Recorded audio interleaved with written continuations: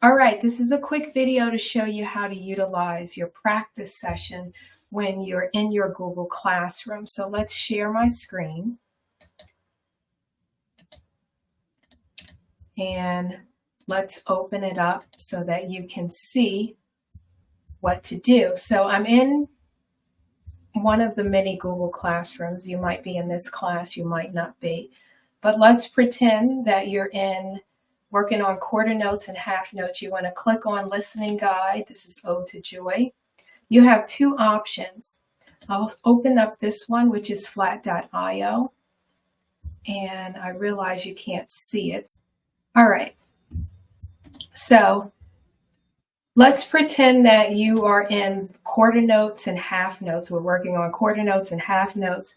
And you click on Listening Guide. Okay, you're going to see two materials, two resources here. I'm going to open up the first one.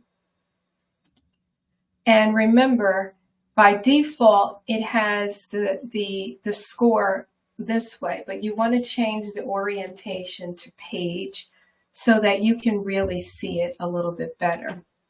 Here is the play button. This button here will allow you to view the virtual keyboard. And here you have the option to turn the metronome count in, the metronome on, or have it off. And of course, here is the volume. Okay, so if I wanted to take the virtual camera off, I just toggle it on and off. And then of course, if I want to turn the metronome count in, I will just check it and you will see the blue check mark there. So you can use this to practice. You're not able to adjust the tempo, but I'm going to show you another resource that will allow you to adjust the tempo. Okay, so let's go back to your classroom and let's go to resource number 2.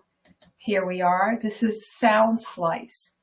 And now you have a nice notation like you had in the previous resource, but this time you have more options. And here in the corner, you can hide the pitch names, so that's the letter names, or you can have it visible.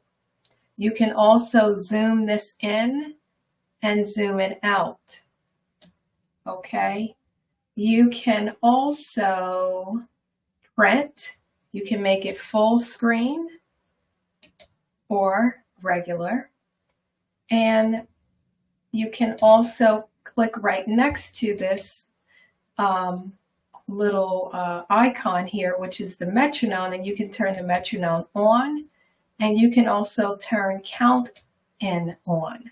I can turn this down right here at the bottom to make it as slow as I need to, or I can speed it up.